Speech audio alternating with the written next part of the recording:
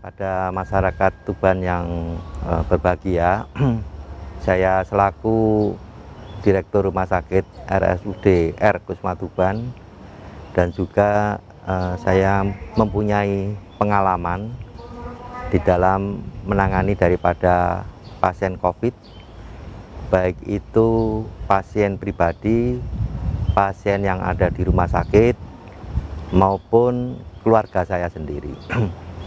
Jadi yang pertama yang harus kami jelaskan bahwa COVID-19 ini adalah bukan penyakit aib, bukan penyakit kutukan, tetapi memang coronavirus ini ada dan barangnya itu ada, cara penularannya sudah diketahui, cara pencegahan sudah diketahui, juga pengobatan sekarang ini adalah sudah juga diketahui. Sehingga masyarakat saya sampaikan bahwa sekali lagi virus corona ini benar adanya, bukan penyakit aib atau bukan penyakit kutukan, dan bisa menyerang siapapun, masyarakat umum, para pejabat, tokoh agama, ulama, cendekiawan, semuanya terkena. Karena itu saya akan menyampaikan beberapa pengalaman untuk penyakit corona ini.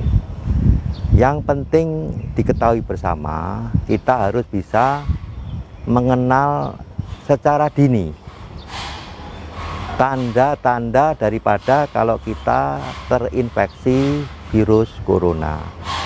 Saya ambil contoh, ini adalah virus corona. Barangnya kalau dibesarkan seperti ini, ada semacam paku-paku yang ada di dalamnya. Virus corona ini adalah pintu masuk utamanya adalah melalui hidung, melalui mulut. Tidak ada jalan yang lain, paling utama. Sehingga pelindungan kita adalah bagaimana melindungi hidung kita dan mulut kita dari kemasukan daripada virus corona. Apabila virus ini masuk di dalam tubuh manusia ke rongga nasofaring, ya, nasofaring itu adalah rongga antara hidung dan tenggorokan. Saya ibaratkan ini nasofaring, begini masuk, maka virus ini akan merusak daripada sel-sel yang ada di rongga nasofaring. Kalau dirusak, sel-sel ini akan mempunyai gejala-gejala yang khas. Yang pertama adalah hidung tersumbat. Yang kedua, tenggorokan terasa sakit dan kering, ada batuk-batuk kering. Ini harus diwaspadai. Beda dengan influenza biasa. Kalau influenza biasa, dia tidak merusak sel-sel, sehingga sel-sel yang ada di rongga nasofaring ini memberikan sinyal kepada otak, memberikan sinyal kepada organ tertentu untuk memproduksi sel darah putih, kemudian masuk ke rongga hidung mengeluarkan ingus. Sehingga ciri khas daripada virus corona ini adalah hidung tersumbat kering, batuk-batuk kering, ada nyeri telan, disertai demam ringan. Ini gejala yang pertama yang harus diketahui bersama. Kita jangan sampai ke gejala lanjut. Kalau terus ini merusak, maka di situ ada sel-sel saraf untuk penciuman dan sel-sel saraf untuk pengecap rasa. Kalau itu sudah dirusak, maka ada tanda yang lain, yaitu adalah anosmia, rasa pembauan yang berkurang, rasa pengecapan yang berkurang. Maka saya sampaikan pada masyarakat, kalau ada tanda-tanda jenengan punya gejala-gejala hidung tersumbat, kemudian ada batuk-batuk kering, ada nyeri tenggorokan, bisa juga sekarang ada tanda-tanda anosmia, rasa pengecapan turun, ditambah lagi gejala-gejala yang lain adalah demam ringan, kemudian ada rasa pegal-pegal. Tapi yang utama itu adalah hidung tersumbat, batuk-batuk kering, nyeri telan, ada anospia. Ini harus waspada bahwa jenengan terkena infeksi virus corona dalam tahap ringan. Maka ini harus diantisipasi dan harus dicegah supaya yang terinfeksi ini segera sembuh, kemudian tidak menular kepada orang lain, terutama keluarga dan lingkungan. Ini gejala awal. Gejala selanjutnya, kalau ini tidak ditangani, maka virus ini akan terus melakukan replikasi, kemudian dia akan masuk ke dalam paru-paru, merusak daripada sel-sel paru. Maka di situ akan ada tanda-tanda bagaimana terjadi keradangan paru-paru. Tanda-tanda itu adalah salah satunya adalah sesak napas. Kemudian batuk-batuknya lebih sering. Nyeri tenggorokan juga terus ada, ditambah nanti ada tanda-tanda yang lain adalah gejala misalkan lesu, lemah, kepala pusing dan sebagainya. Mengapa demikian saya jelaskan bahwa kalau virus sudah masuk ke dalam paru-paru, maka daya untuk menyerap oksigen ini berkurang.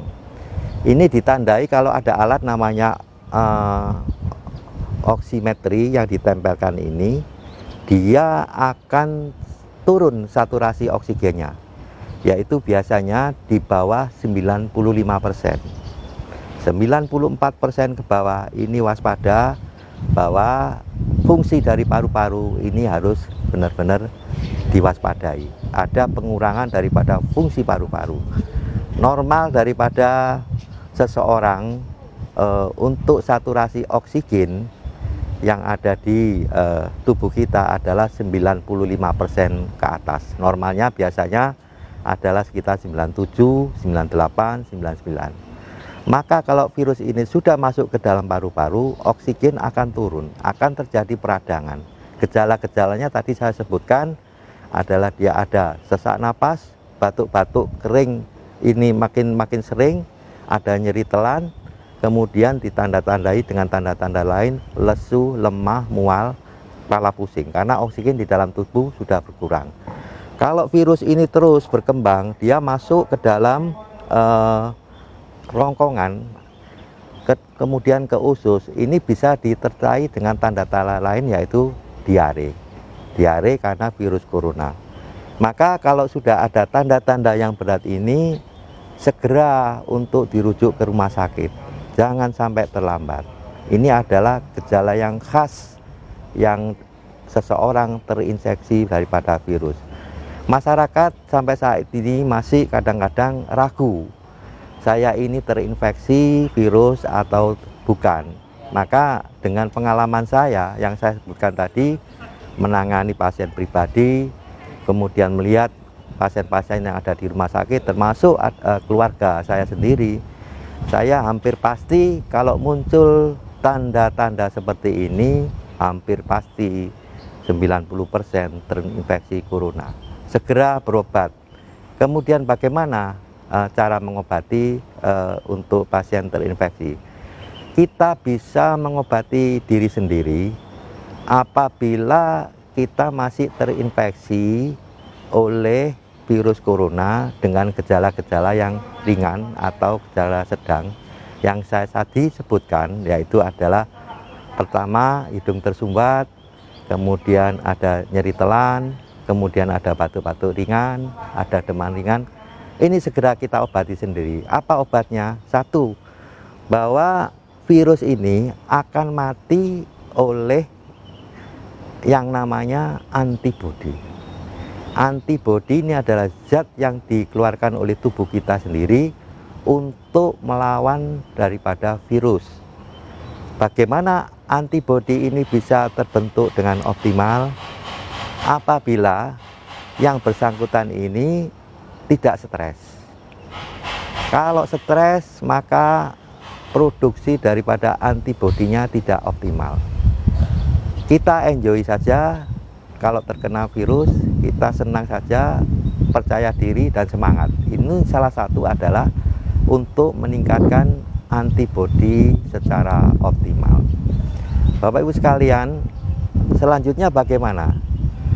Untuk yang kedua, antibodi ini meningkat kalau kita nanti juga mengkonsumsi makanan yang bergizi dan vitamin, utamanya adalah vitamin C.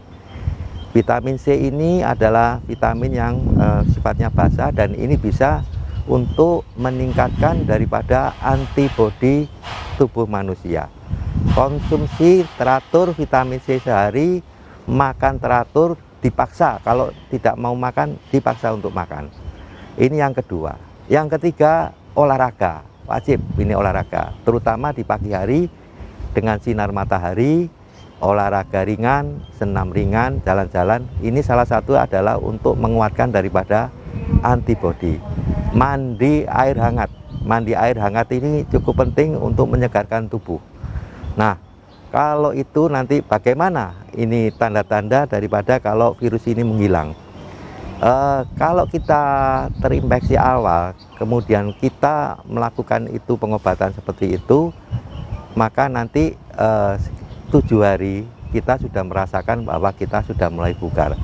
Ada lagi satu daripada obat untuk membunuh virus yang mungkin Bapak Ibu sekalian ini adalah murah, kemudian bisa didapat di mana saja, dan ini bisa dipraktekkan untuk pengobatan, yaitu minyak kayu putih. Minyak kayu putih. Jadi virus ini mati kalau di kita dia terkena sabun, dia terkena alkohol, dia terkena perhidrol, dia terkena betadin, dia terkena minyak kayu putih.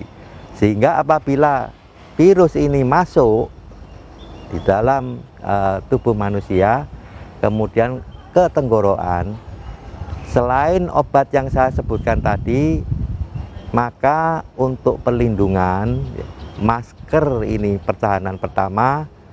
Kalau masker ini masih tembus, mohon maaf, masker ini hanya bisa menyaring 80% dan harus diganti minimal 6 jam, jangan lebih. Kalau lebih 6 jam ini virus mudah menerobos, sehingga masker ini harus tiap 6 jam diganti.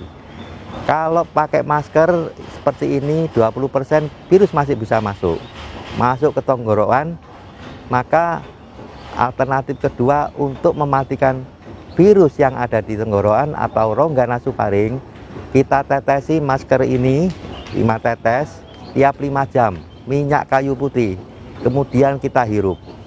Maka daripada udara yang ada minyak kayu putihnya terhidup ini masuk ke rongga nasofaring, di situ dia akan membunuh. Apakah itu cukup? Belum.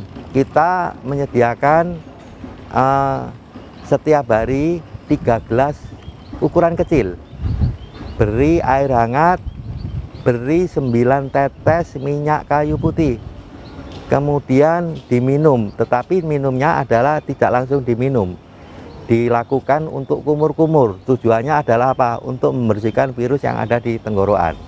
Kemudian ditelan sedikit-sedikit sampai habis. Lakukan minum sehari 3 gelas kecil air hangat 9 tetes pagi, siang, dan sore. Insya Allah dengan obat-obat ini jenengan bisa terhindar daripada infeksi virus dengan gejala berat. Dan juga kalau sudah ada tanda-tanda yang seperti ini, mohon nanti kalau di rumah, kalau isolasi mandiri, tetap memakai masker, jangan sampai dilepas masker. Kelemahan kita memakai masker adalah di rumah dilepas, kemudian kita berbicara satu sama lain dengan bergerombol dilepas, makan bersama dengan kontak erat, jarak satu sama yang lain tidak sangat minimal di bawah 2 meter dilepas. Ini bisa masuk. Itu saya ingatkan, kalau ada tanda-tanda seperti itu di rumah isolasi mandiri, kemudian pakai masker, keluarganya juga pakai masker ya. Kalau sudah biasa masker tidak akan ada rasa sesak sama sekali, kecuali tidur. dan harus terpisah daripada keluarga yang lain, terpisah kamarnya, terpisah untuk alat-alat daripada makan, terpisah daripada untuk tempat mandi, terpisah daripada untuk tempat istirahat. Jadi itu yang dilakukan kalau itu ada dengan terkena gejala infeksi virus ringan. Kalau sudah berat harus dirujuk di rumah sakit. Jadi intinya saya tekankan lagi, untuk pencegahan daripada terkena virus, satu, kita harus tertib protokol kesehatan 3M ya. Masker, kemudian mencuci tangan dan menjaga jarak. Masker ini jangan hanya sekedar masker. Masker ini setiap 6 jam harus dilepas. Masker ini masih tembus 20%, masih tembus virus. Maka harus dijaga, ditetesi minyak kayu putih setiap 5 jam. Kemudian yang kedua tadi menjaga jarak, dan jangan lupa selalu cuci tangan pakai sabun. Kemudian kalau kita di kerumunan, jangan sampai kita berbicara satu sama yang lain untuk nanti melepas masker. Ini adalah cara penularan virus, dengan kita kelengahan sedikit pun dia bisa masuk. Contohnya sudah banyak, sehingga kita harus benar-benar disiplin di dalam protokol kesehatan. Saya kira itu yang bisa saya sampaikan. Semoga apa yang saya sampaikan ini bisa bermanfaat khususnya bagi masyarakat Tuban, dan saya berharap virus corona yang ada di Kabupaten Tuban bisa menurun dan masyarakat Tuban